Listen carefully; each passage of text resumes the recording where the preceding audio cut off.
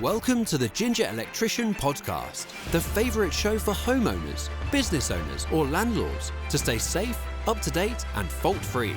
Discover the best advice, products and resources, plus interviews with the very best people in the business. And now, here's your host, an electrician in Leeds for over 3 decades, an author and motivational speaker, and founder of S. Barker Electrical, Simon Barker. At the time of this episode, businesses have changed forever in the UK and other parts of the world. The ability for customers to get faults looked at, to get projects finished that are halfway through, or to get paperwork for house moves or office moves has suddenly become a challenge. But it's not just human survival, it's fear of the unknown. This is a new thing. It's huge uncertainty and it's a massive financial stress. Also at this time of recording, work has been paused, cancelled, postponed, and it's a really tough choice because you've got big projects that need to be safely finished. You've got faults or repairs that people are just left in the dark, they're not getting done. What about availability? A lot of people aren't available to do those jobs, but then there's the safety aspect as well, and I'll tell you why in a bit. Or the quality of the workmanship, because you don't know who's going to get in and do these things to take over and complete them. So what I'm talking about, of course, is the coronavirus in March 2020. I'm actually recording this in April. And so it becomes a trust issue now, allowing someone new to go in there and finish off. You've got this anxiety for multiple reasons now. And then there's all of the issues around the virus precautions as well. Will people do it properly, safely, protect you as well and not spread anything? But what are the alternatives? And have we come on to a new way of working now? And is this going to change things forever? Now I was also scared, especially in those first couple of weeks. Firstly, about the virus spreading. Secondly, is everyone going to end up bankrupt? Am I going to end up bankrupt? Are we going to survive from the virus or whatever else? And that's not just me, that's other people around me.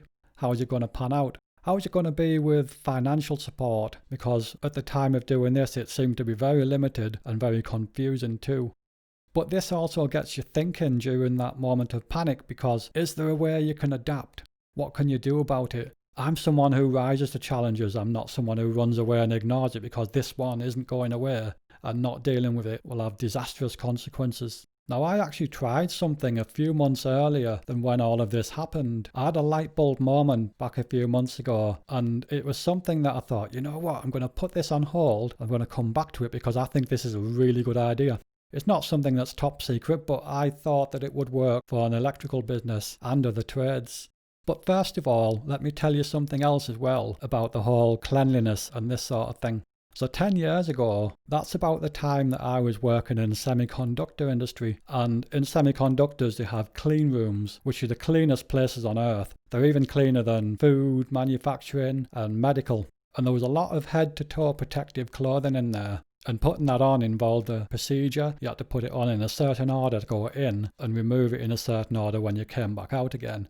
You also had to wipe stuff down, go on these mats that took all the remains off the bottom of your shoes and these sort of things. And what I've realised is that is something you could carry over when you're working on jobs if you want to stay safe. But unlike the surgical type of mask that you wear in semiconductors, they're just to protect things falling off you onto products. Whereas what you also need to do is have high filtration, full masks, so that you're not getting virus type of things either.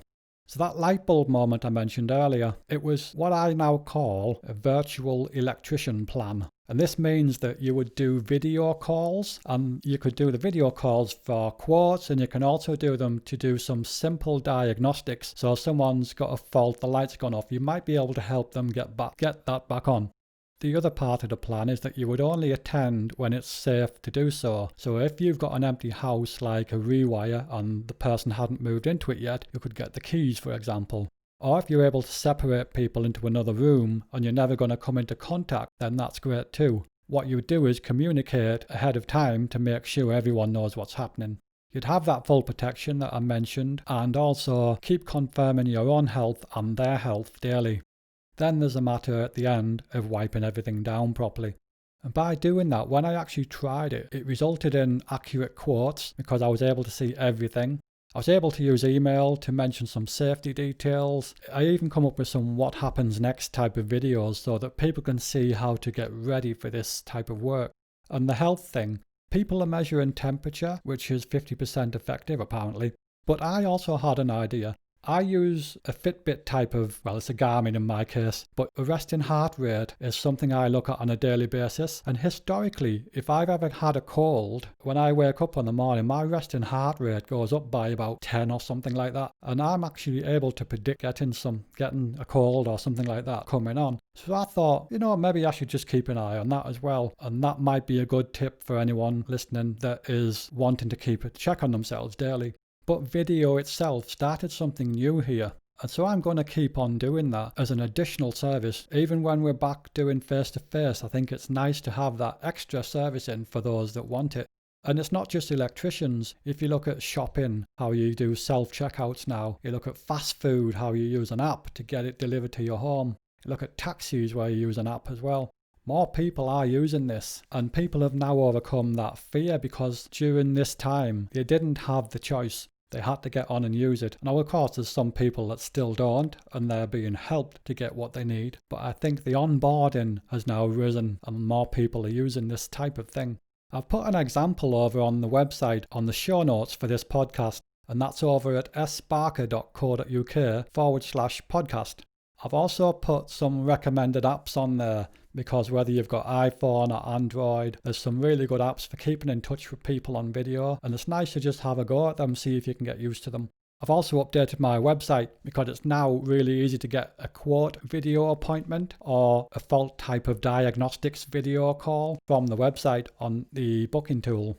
And that also means you can look at a live calendar appointment and just book one in. And of course, that's all free. So just to walk you through what happens on one of these type of calls, what happens is it's still face-to-face because you're on video. You can see each other's face if you're both choosing to enable the video. If the customer wasn't that comfortable, they could turn theirs off so I don't see them. But when they flip it round, if they put it on, I can see their fuse board, these sort of things. So from the front-facing camera, the one that I can see things with as I walk around. And in that process, I'm able to guide them where to walk to and what to show me. And I can take notes because I've got my headphones on. It's nice and easy. But the other thing is that means no travel. And that might sound like an advantage for just me, but it's actually a two-way advantage. Because if I'm not traveling, that means I've got time to do more slots as well. That means I can do slots that are before people go to work, after people come back from work, where normally I might have knocked off by that time. And it means no pollution as well. Win-win or win-win-win. But the problem for those people that don't adapt is it's going to end up with fewer options for you eventually because more trades and services are doing this now. You've seen it in the shops, you've seen it in the takeaways, you've got in taxis that offer that. And it makes it really easier to do. You're more of a priority, so it's quick and easy in terms of sorting it out.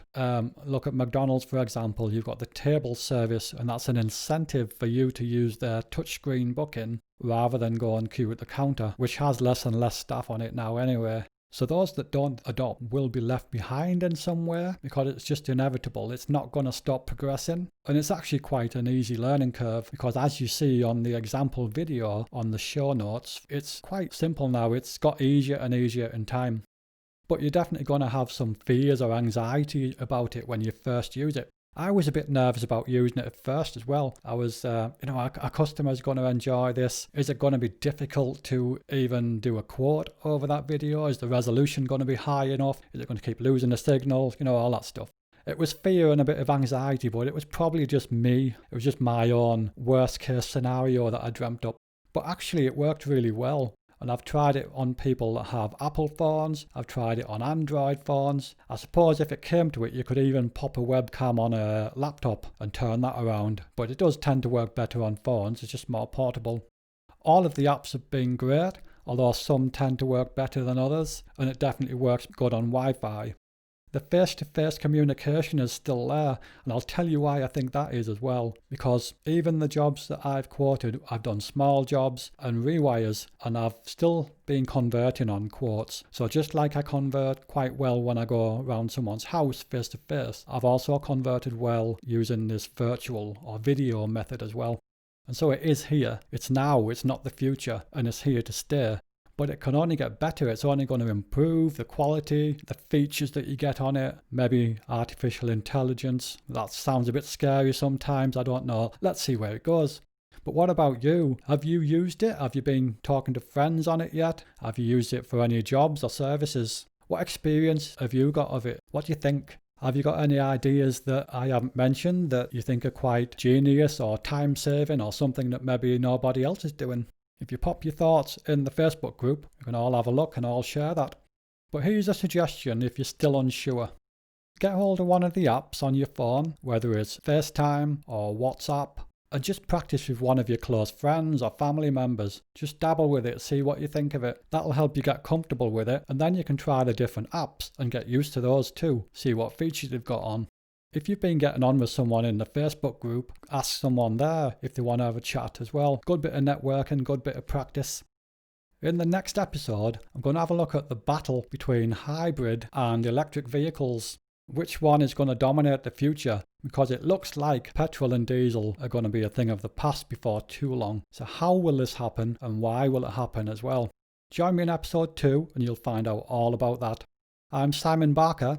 Thank you for listening to the Ginger Electrician podcast.